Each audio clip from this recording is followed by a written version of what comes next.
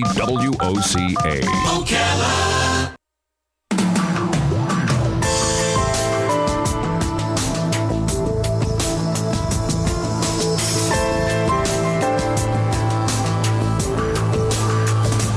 All right, 5 minutes after 11 o'clock. Thank you for tuning in. This past Christmas, Robin, not early in Christmas, it was the Christmas parade. We were sitting, doing a broadcast from the side of the road, and there was the blood center at the blood bank. Yep, and there were some employees of the blood bank in that run that they do, the 5K run. Yes, what do they call it? the Reindeer run. And everybody was applauding them on and said, yeah, come on. And they were telling the story of how it was three ladies. Was it three ladies who had decided the year earlier that they were going to do the reindeer run, and so they had a full year to get in shape, and they were not in shape a year prior. Yes. So I was inspired by that, and I thought, well, geez, I wonder if I could do it. I wonder if I could get to that point in a year. So I've been trying to eat better. I'm paying really close attention, which is why I'm really excited about our next guest. Abel James is the host of the Fat Burning Man Show. He plays guitar too, by the way. I looked at a picture, and he was heavier in the guitar playing picture, and now he's unbelievably fit. Look at this guy. I know. Wow. He is fit. He held the #1 spot on the iTunes health charts, and his book is called The Wild Diet. Get back to your roots, burn fat, and drop up to 20 pounds in 40 days. Fatburningman.com, I think is the website. Abel James. Good morning, Abel. Good morning. How are you, Larry? Good, but you got a great voice, too. Oh, thank you. God did a perfect job with you. Comes in the territory at this point. Wow. Am I pronouncing your name right? Is it Abel? That's right, yeah. Okay. Well, thank you for being. Where are you right now? Right now I'm in Arizona, although my folks are in St. Augustine, so not too far from you guys. Oh, really? Oh, nice. So let me ask you this. Did you, how long ago were you not in shape? That was in my early 20s. After I got out of college, I worked as a consultant, tried to pay off my loans, and worked with a lot of the big food and beverage companies, and kind of drank too much of their Kool-Aid, I think. When you're that young, how do you consult anybody? What do you know? How can you consult somebody?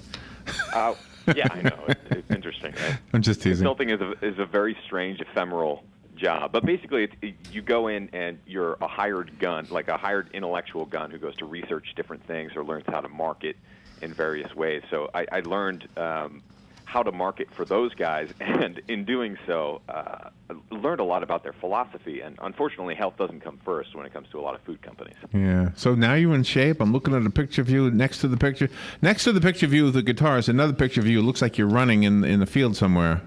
Yeah, I think that was in Austin. Do you run a lot?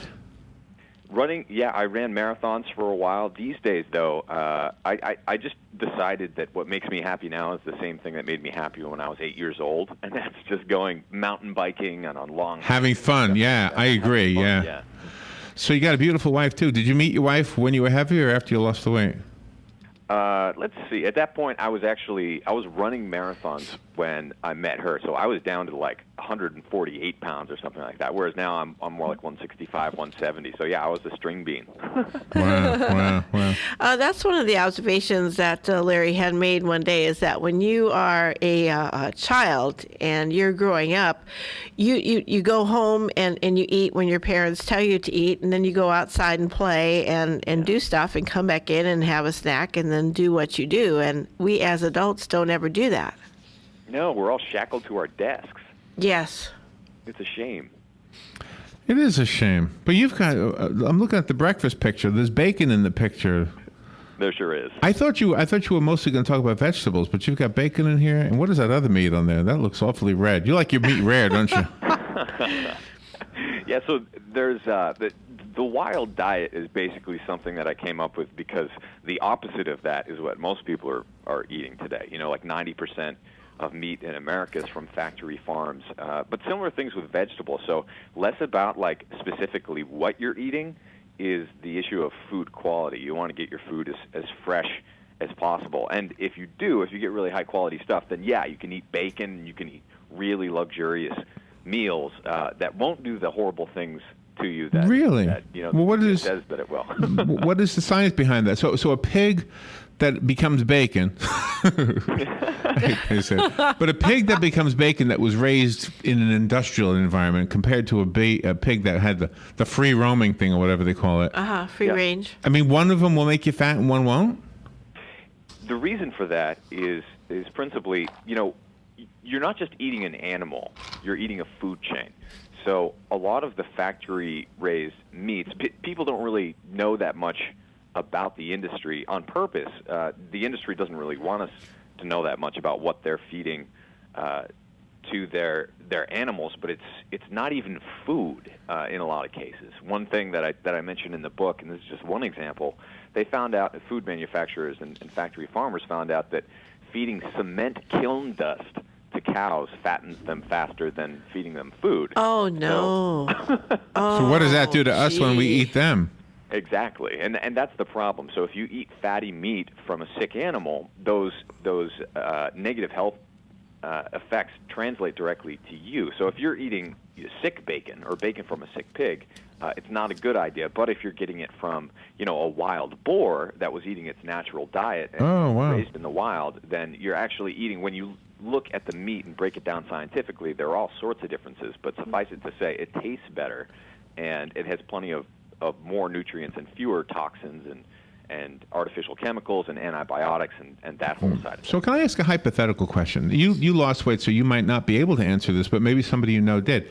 Somebody who changes their diet from the not wild to the wild diet, but it's not for weight loss, and they don't need to lose weight. I'm assuming when you lost weight, you also felt better. But do the people who don't need to lose weight, who change the diet and maintain the same weight, do they actually feel better? Yeah, and that's one of the coolest things about eating better is that you feel better. And it's funny because I've been doing like all these radio shows. I have 20 of them in the next 2 days, waking up in the middle of the night because I'm out here in Arizona. But you kind of come with these like unnatural or unfair advantages. After working in the health field for a while and doing all these interviews with people who are way smarter than me, I've learned some tricks to make you feel better. And once you experience that energy, it's like you can achieve so much more. And whatever you're doing for your day job, you at the end of the day, you're not usually out of gas. You can get that workout in. It's a whole different feeling that we're used to feeling all sluggish in America, especially.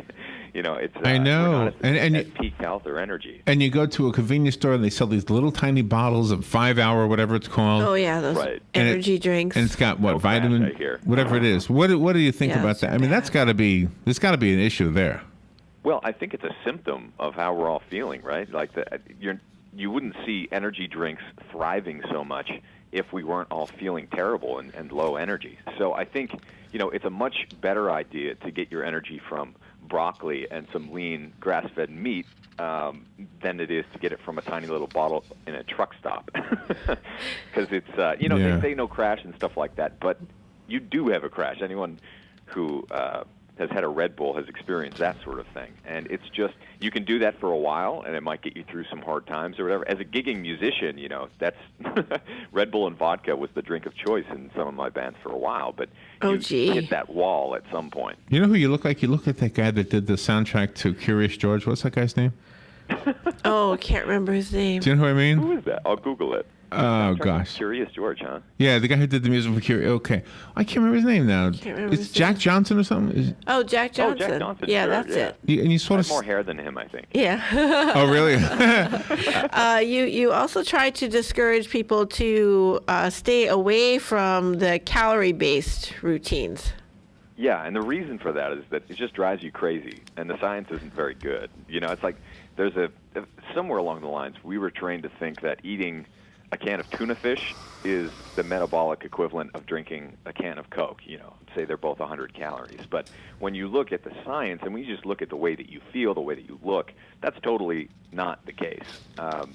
So yeah, there is some benefit if you're like a physique competitor or something like that, and you need to get down to 3% body fat, which I've helped some people do. Looking specifically at the calories that you're getting in and cycling them around can help. But for most people, it just drives you crazy. And the problem is when you buy packaged food, too many of those calorie counts are manipulated because these companies will put chemicals in their food which don't count as calories, but certainly have an effect on your body.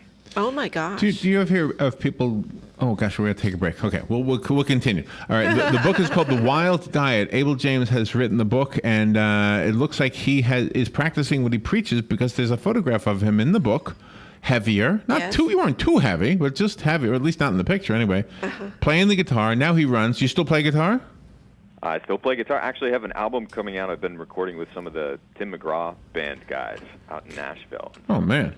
That's going to be coming out soon. Actually, and you're in Arizona. I'm playing with them because they listen to the show. Oh, That's really? Wonderful. Oh, really? And the show is called again the Fat Burning Man. The Fat Burning Man. Let's see. Which word is the adjective? Fat Burning Man The show. Fat Burning Man or the Fat Burning Man?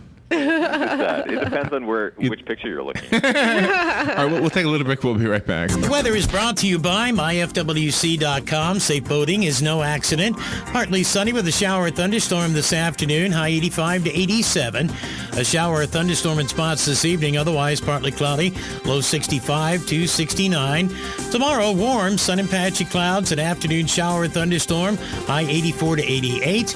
Tomorrow night partly cloudy. Low 65 to 67. From the Florida Weather Center, I'm Steve Williams. This weather brought to you by A&A Lockdock. Did you know that most break-ins happen during bad weather because it masks the sound? Don't be another victim. Protect your home and business today. Call A&A Lockdock, 352-867-1965. That's 352-867-1965. Visit the WOCA website at www.woca.com.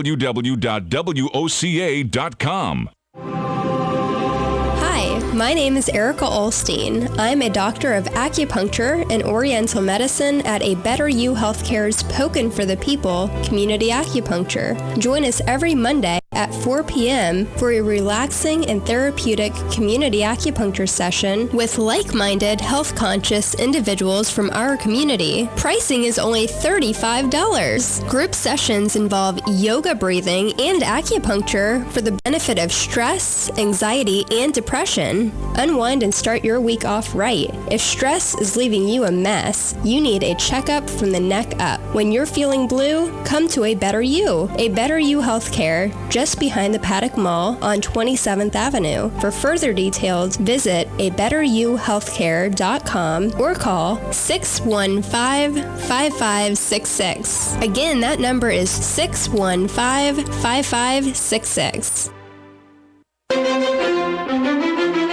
This could be it, Ocala. Your last call on fabulous Duke de Rhone azaleas for just $2.99 at Bob Wine's Camellia Gardens. Bob has made a special truckload purchase. You can buy these quality salmon pink Duke de Rhones, usually $5.99 for just $2.99. Other larger sizes are all sale price this week, too, at Bob Wine's. Also, be sure to check out a very nice display of Boston Fern hanging baskets, starting at just $9.99. Lots of BOGOs this week, including bulbine, gardenia, pindo palm, ivy geraniums, and even Bob's citrus trees. Best thing to do is check this week's ad. Then get on over to Bob Wine's Camellia Gardens and say, if your yard isn't becoming to you, you should be coming to us. See Bob or Lori for your best price on a complete yard or garden do-over. That's Bob Wine's Camellia Gardens, Southeast 38th Street, Ocala. Open daily till 5, Saturdays till 4. Homegrown, locally owned since 1952.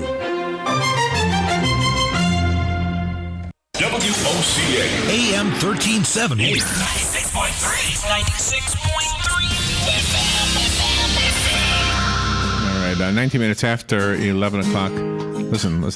I found Abel James on YouTube.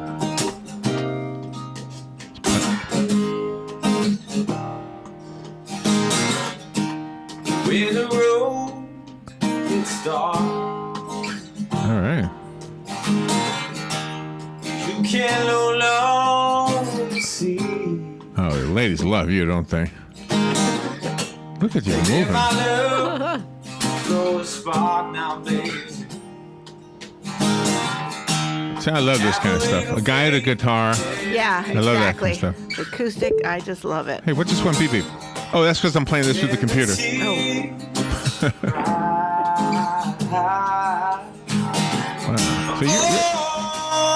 Wow. That sounds like it was just through the camera the microphone on the camera. Yeah. Abel, could you hear yourself on there? Good here. How old? When did you do that? He's Oh, that old. was let's see, 2011 you did that. Yeah. Well, you're in good shape back then. So you've been in good shape for a while now? Yeah, it's been a while now.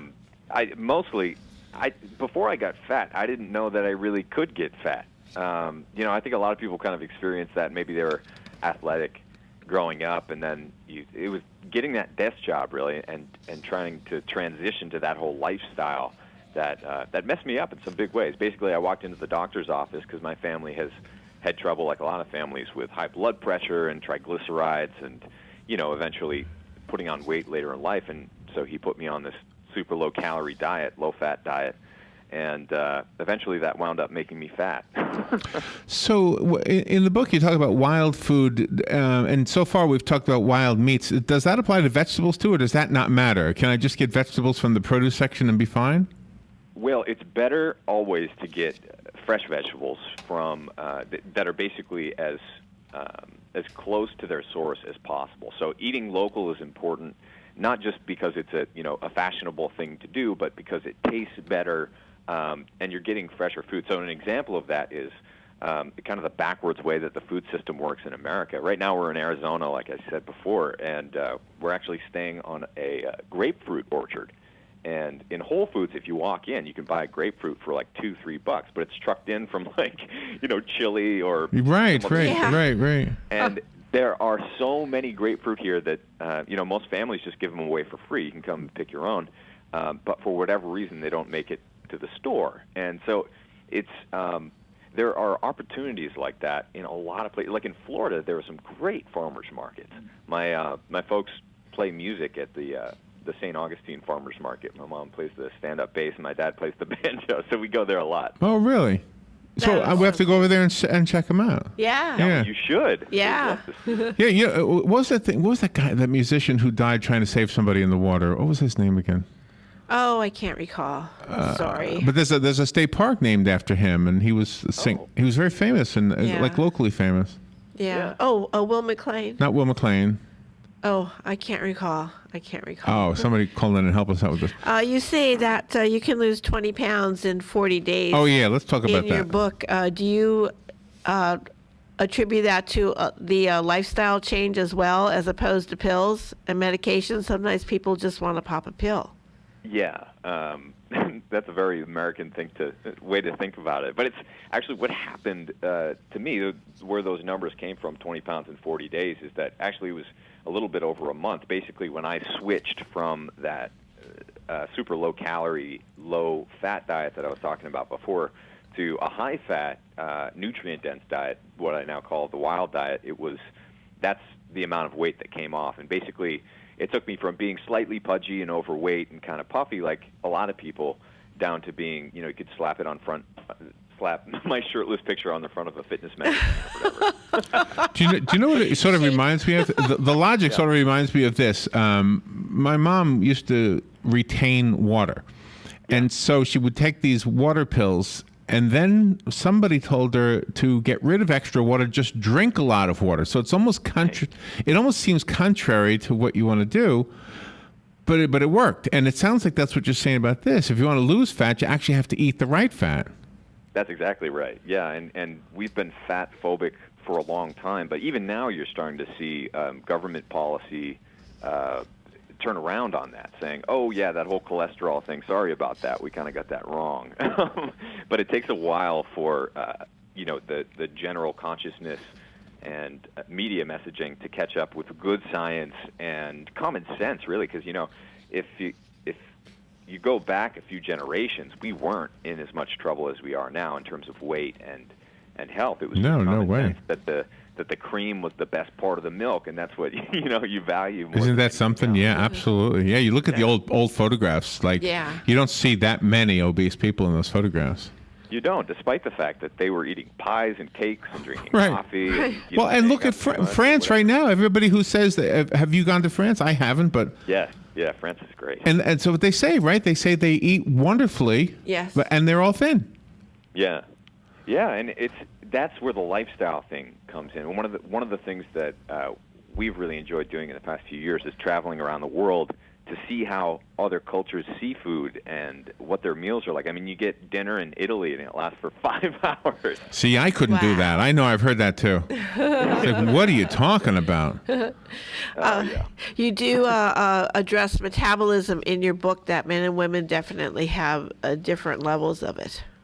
That's right. Yeah, and one of the things that's just preposterous to me is, I'm about 165 pounds, about 5'9", so like normal-sized guy, and my wife is about 105 pounds, cute as a button little thing, and we go in, we'll order an Cute as a entree at button. restaurant. She is cute as a button. Look at her. She is cute. But we'll get the same sized entree, no matter where we go in America, and it's just kind of crazy the amount of proportions that we have come to expect in America now. Even just, going to Starbucks and getting a coffee. Like, we were just in Peru, and so when we were getting coffee there, it's like almost like an espresso shot. These tiny little things of really good coffee. And then you get a small coffee at Starbucks, and it's like 3 cups or something. Right. So that's the problem we have. We just bring in too much. I think we kind of eat mindlessly too much. You know what I mean? It's like when you sit down and eat and you have a small plate, that's actually one of the tricks to eating less is having smaller plates, smaller utensils that just kind of like give your brain that cue that you have eaten, as opposed to, a huge plate of mashed potatoes and all these things that are kind of put out by a lot of chain restaurants because they're cheap, right? Right. Carbs are usually the cheap ones, so they'll fill you up on bread and tortilla chips and things that are just filling you up, actually. The book is called The Wild Diet. Abel James is the author of the book. You might know him if you're familiar with the Fat Burning Man show. Obviously a very talented guy, handsome guy, pretty wife, rides an elephant, and what else can I tell you about it? And there's recipes in the book. So I have a copy of the book. Call me if you want the copy that was sent to us. It's a nice hardcover, big book. You can have it. The rest of us have to go buy it. Abel, that's where we need to get information from you. How do we buy it? Easiest way to do it is to go to wilddietbook.com, but it's called The Wild Diet. You can find it basically anywhere books are sold. And if you'd like to listen to my show, it's called Fat Burning Man, and it's on the podcast store, Stitcher, and all sorts of mobile devices and computers. I'm not hard to find on the internet. I'm a big podcast fan too. Oop, there's an echo. Let me see who's on the phone. They want the book. I'm guessing. Come on, you want the book? Right, this is Charles. Charles, you got the book. It'll be waiting for you here at the station. Okay. Thank you. Thank you. You also talk. Congratulations. You also talk about stress in your book. I mean, that stress, high anxiety, that also is a contributor to mindless eating. It is, yeah, and for so many of us, we're kind of eating for the wrong reasons, right? Or certainly eating with a wrong mindset. That, you look at your food and you wonder if it's going to be bad for you or make you fat or something like that. You go to other countries, and we were just in Peru and Indonesia, and sitting down for a meal is something that's borderline ritualized. They don't worry about getting fat from the food that they're eating. They're thankful to have it, and they don't eat too much. One of the things I put in the book is, I was talking to this one guy in Bali and asked him why he thought Americans were fat. And he said, they'll eat a meal of like rice, vegetables, and maybe a little bit of chicken. And he said, a quarter chicken will feed their whole family. They'll just have a few bites, and that'll kind of fill them up. They'll be satisfied. In America, people will eat a whole chicken. You get a bucket of it. That's right. That's exactly. right. Oh, wow. That is a great point. Yeah, it's over the top. Well, you're a great example, and it looks like you're living what you're preaching. And so good luck with everything you're doing. And when you're in Florida playing music and stuff, invite us. We'd love to come watch or come on the show and promote it, whatever you want to do. Thank you. Yeah, we'll be there in a few weeks. All right. Well, thank you. When are you coming? Are you coming for one of the festivals? We'll be there May, a little bit of June. So, yeah, we'll hit some festivals. I wish I could remember the name of that guy. They named a park after him just between St. Augustine and Daytona. I'm sure my folks know. Yeah, I'll have to look it up on the internet. Oh, gosh. It's almost there on the tip of my head. Okay, well, can't recall. Tip of my head. What is that? Where'd that come from? Abel James, what a great interview this has been. Thank you for being on the air with us. Thanks, Larry. Thanks, Robin. That was fun. All right, we'll take a little break. We'll be right back.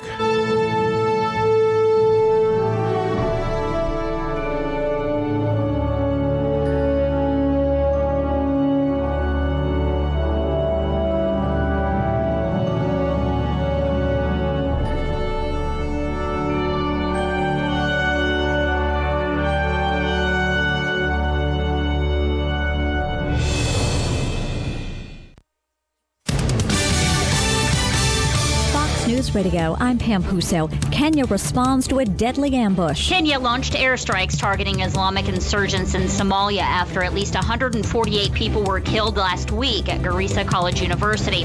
Al-Shabaab took responsibility for the assault when Christian students were separated from Muslims, then massacred. Fox News Radio's Jessica Gallagher. Serious injuries in Indianapolis after a shooting on Easter Sunday. Police say 2 women and 3 children were shot inside a townhome Sunday on Indy's northwest side. The children just 6, 4, and 6 months old. Fox News Radio's Jeff Manasso. 3 male suspects are being sought. The suspects were inside the residence. There is no forced entry. Police Lieutenant Richard Riddle. 3 people are dead after a van careens off an interstate in northeast Georgia. At least 6 others hurt. Fox News, we report, you decide.